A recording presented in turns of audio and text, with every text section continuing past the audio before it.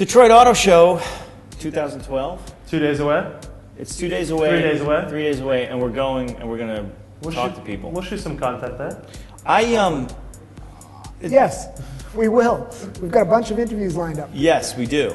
We have a bunch of interviews lined up, but we just want to, we got to go through what's going to be there that we even care about. Because honestly, I agree with you. It really looks like a snoozer of a show right now. It looks like a really, really boring I'm not going to go that far. Why are we doing this episode if it's so boring then? Oh no, my because God. there are something. I mean, first of all, it's Detroit. It's one of the. Oh, It's it is the biggest. You biggest car show. media guy. How about this? Okay. There are a bunch of brands that are on the line to put up or shut up, and some of Okay. them have new cars showing up. Yes. Okay. Life support. Okay. Which brands need the most life support, and are they going to get it? So what do you got? So let's take a look at what's coming. All right. So first car, Lexus, the Lexus LF-LC alphabet soup of. I mean, I like the way it looks. it's It looks like a juke. No, I'm kidding. no, that was JF, last I'm year. kidding. I'm kidding. It's a it takes a little bit of the LFA feel, which you can't see from this shot, but in the back there's it's a little more sculpted.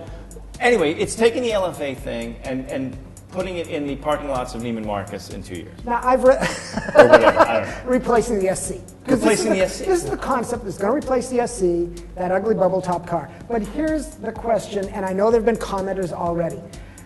Lexus is a snoozer brand. Right now, Kind of yes. agreed, right? Most certainly. They're trying to be aggressive with their styling. Yes. Have they pulled it off, or I have think they so. gone too far? I think so. And one of the things I'm starting to realize is that a lot of these car companies are going to the huge front grille. And, as a style thing, people may think that's like, mimicking Audi and going forth, so, from there. But, what? It's the easy solution to the European pedestrian crash standard. Well, that's true. I think that it's become a design language based off functionality. No, that's a strong point because they're pretty strict in Europe about Yeah. how they can build something so that you don't come flying down on your head. So They the have to be- crosswalker doesn't bounce over the hood, Well, they just I mean, get sucked in the let's door. face it, it's it's not. plastic. It's- Yeah, and it's not like we're talking like going 100 miles an hour. I mean, we're talking about. It's like a 20-mile-an-hour impact with a pedestrian. That's supposed to save your life. So if that's the design language of Lexus, too busy, you liking it, I think the concept is too busy or fussy, even. fussy? They're gonna. I mean, look, all of this stuff is not going to be in the production car. Well, you'll take this. They're probably going to take design elements from here. Yeah. You saw a little bit on the OFA. This is very and You're LFA. starting to see this design language throughout most. The 177 from Aston Martin is starting to adopt it. Right. You're starting to see people playing with these front fenders. Yeah, this sort of cheek. And I think front that's cheeks thing. that's a good thing for Lexus right there. Yeah, but I mean, will this give Lex? I mean, this is the question. I don't know if I'm asking you specifically. Will this give Lexus the kind of design mojo, excitement, whatever that they need to go forward No. boldly into the next generation? And without answering your question, I think the question becomes, is design enough to move a brand, or does there need to be something besides the pretty face? Well, is it designed for design's sake at an auto show where all of the world's media is going to be there shooting it, and then you never see them in the... I'm getting bored of this car. Yeah, let's get What's rid the of it. next one? I'm actually, you're right, and maybe it's I'm already bored. Maybe it's the shot. What's Anyway, this one? this one I'm really looking forward to. So this is, for me, this is the whole show. This is the Detroit show. Wow. Cadillac ATS. Now, maybe that's... Wow. Yeah. Well, you know what? You know what this car represents to me? This is the ATS, and they've already benchmarked it against the 3 Series BMW. Right. They've released probably 3 billion videos from the 2 Nürburgring. liter. By the way, 2 liter 4-cylinder producing what? 3... It's kind of like, okay, I don't care what the numbers are. Do you think that a Cadillac will be seriously considered versus a BMW? I think at this point, yes. What will they have to do to make that true? Well, it comes from the performance standpoint. I think they've done that enough by benchmarking it and proving that case. And it comes BMW 5M, Cadillac CTS-V. Which would you what's buy? a 5M? M5. I'm sorry, you See how Germanic purist. they screwed us up with the 1M. Or it can't be the M1. I guess Anyway, my question is the BMW such a benchmark that this car is going to be authentic enough to compete with it, or is it just a target out there and this is still an American Cadillac? Thinking about Cadillac and what they've done in the past few years, I've loved their design change. I love the way they've gone, the new design language. And this car, of course, just a teaser, I see similarities. They're going simple. They're going clean and simple. It's very Mercedes, though. You want to know something? When this first popped up on the screen, I'm like, ooh, that's E-Class. I thought it was a C-Class. It's close. Like it's an old, yeah. So, but I mean, again, you know, It's we're not right going to know. here. We're not going to know what it really looks like until we see what the back and the front look like. You can see that the headlights come way up here. But it's a classy design. It's not as bold as the last Art and Science round of cars, the CTSs. Yeah. But I like it. I think it's going to be cool. I can't wait to drive it. And that's all. I think that understated performance from Cadillac right now would help the brand. That's all I'm going to say. Okay, that's a good way to put it. What's next? Well, all right. So, yeah, so... Well, they're not going to reintroduce the old Type R from these and that's NSX, a shame. right? That's a shame. But the new one's coming. However, we will... Well, okay, how long has Honda been trying to build the successor to this They had car? the NSV010 that raced in some Super GT stuff. The 5M? No, I'm kidding. The HSV. HSV. So right. they had the HSV. Everyone thought that was going to be the new NSX. It had production interior and all the spy shots, and then that car just disappeared. Yeah. So I get the feeling that the next generation NSX will probably have some similarities to that car that was never produced. But this is a car I think Honda and Acura at this point needs. They need this. And it's funny because I think the problem that Honda has right now is that this is fading into the... I mean, they're let's face it, we're getting older, the kids are getting older. Old, you guys aren't old. And they're not remembering. I mean, this is sort of... I mean, yeah, okay, the NSX still has a mystique about it. But, you know, it's kind of falling into the Hemi Cuda category. It's kind of like, yeah, that's my older brother or my dad liked that car. Now I don't know what, maybe not there yet, but it's approaching that. So Honda, Acura, this is the same problem that Lexus has. Acura as a brand is boring, right? Honda needs a performance emblem to bring it to they killed their whole performance. S2000, this car, It's they're all gone. So they need something. Okay. To generate some kind of excitement. And to JF's point, Honda had been screwing around trying to figure out, is the next performance car going to be front engine, front mid-engine, Ferrari Daytona looking, or back to the mid-engine? Is it going to have a hybrid element? They've decided to go back to mid-engine. Okay. They're going to stick with the V6 from what we understand. They're introducing some type of hybrid KERS. Actually, it's more hybrid because I think it's going to be all-wheel drive. Really? Electric power. So much like the like GT3R hybrid technology, okay. And the only problem I've got with this, in America, what they've said about Acura being this passively cool, economical, efficient brand, the hell are they getting this thing? This should be a Honda.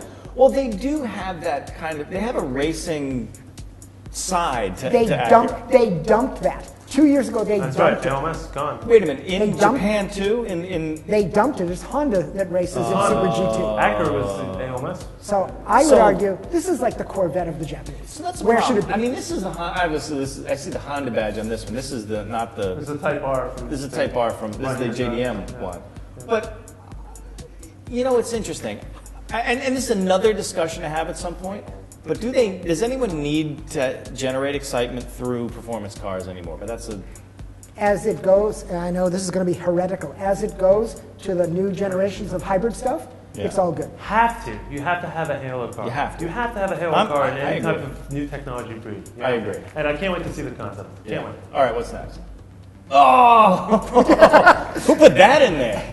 What the heck is that? So Cadillac, you love Cadillac. Lincoln has decided they're going to reinvigorate their brand because why not? So this is last year, 2011 MKZ, right? Yeah. And the punchline is, I'm not sure we're going to be able to tell the difference when the new concept shows. I mean, I don't know. I've heard some things about what the new one is going to be. They've hired a new designer. I heard some things. I heard some things. I heard some things. And the new designer, Tony Hawk, who'd they hire? Tony Hawk. They should hire Tony Hawk to design stuff. I don't know. I mean, the next one will probably look a little bit more radical. I mean, I've heard some. But you know when this region here is going to be different. This whole area. Okay, so but you know the MKX with the giant grill front. You know, the sort of the cow-catching. What does Lincoln need to do to bring their brand back? Is it really just another design face, or do they need to do something else? Here it is. Do you know what they need to do? I'm asking. They need a two-door. They need a coupe based on the Mustang platform. Good. With 600 horsepower. Oh, okay. and beat the Cadillac ATS V Coupe on the Nürburgring. So we need performance. Performance. Although they can't do it because they'll have a live axle. They can't do that. And not that that's, and again, I'm not in the GT500. live axle sucks camp for the Mustang. Yeah. But you have to have, if you're going to do a luxury car, you have to have IRS. I don't know the answer to this, and I'm curious because it's changed. Is Lincoln competing against domestic Cadillac, or are they going after the imports? I think that, well, how many people are going to be able to do what, right? So you have Buick going after Lexus, you've got Cadillac going after BMW, and who's left for Lincoln? Is Lincoln going to go after Mercedes? I mean, I don't... Acura. Lincoln's Infinity. This is the Infinity. Are we done? Because I don't want to look at this. All right. Yeah, we're not going to look at that anymore. Hey! That was the last car? I'm actually happy about that. Yeah, I just wanted to throw a couple of more things that are coming out in Detroit that we don't need to talk too much about because we don't necessarily care. I mean, 911 cab. 911 cab, all right, cool. Kind of cool. Yeah. I mean, it's just they're next in the progression. Yeah. It's got the hard top, the aluminum hard top. That's pretty cool. Yes, that's cool. going to be cool. All right, so that's something we want to see. Some kind of metal under fabric. So it's going to look like a soft top, but be metal underneath? Oh, cool. So like the Cadillac Easy Seville, to, easy to bulletproof. Yes. Easy to bulletproof. But you remember the Cadillac Seville in the late 70s was a hard top, convertible looking, but it had a sunroof, and it was like in the late 70s. I think Derek's driving one in New Jersey. You can get it right now. It didn't actually open. Yeah, but right. I've seen it. What else do we got? Mercedes, the U.S. launch of Mercedes SL. Yeah. Nice. I like the new design. All right. That's, Dodge Dart. Do we like the, actually, yes, very the cool. Fiat-bred Dodge Dart? Very cool, and I like the design of the new. See, I'm jaded because I like the old kind of radical-looking, boxy Dodge Dart or Hornet concept. It came out a few years ago. Yeah. The Hornet, it actually looked kind of crazy and sporty and like mini-like. It sort of looked like a mini. So they're bringing the Italian bodies over here. But they're bringing the Chrysler bodies over to Italy. Yeah. I think we win. I think we win in well, we're not. It's just weird to see a Lancia bodied. I mean, Lancia as a Chrysler 300, which is sort of that freaks me out over there. I'm more weirded out with the Charger tail on a Lancia body. That's going to look cool. What else? And to cap it all off, the Ford Fusion. So, I mean, important it's an sales car, important car, not necessarily for us. Competitive market, but it's a hugely important car for Ford. And it's going to be the NASCAR body. Rumor is the NASCAR body is going to be at Detroit. Yes, so you'll be talking about that on Shakedown, I'm sure. I'm sure Mondays and Fridays and promo. McLaren electronics. That's cool. That's McLaren with the McLaren ECU. Yeah, all NASCAR is going to McLaren electronics. Fuels injections, as they say down south. Fuels injections. Fuels injections. Yeah. Is that it, Mike? That's it. That's all we got. It's a good episode. Cool. They'll be the judge of that. Yeah. Okay. See you again. By the way, Drive TV on Twitter at Drive TV. It doesn't say it here, but I'm pointing out where it doesn't say this. At Drive TV on Twitter. Write some things on Twitter eventually, about us. 140 characters, and we'll read those things on the air if they're any good. As long as they don't have to do with JF's 4-day growth beard thing. All right, whatever. Yeah.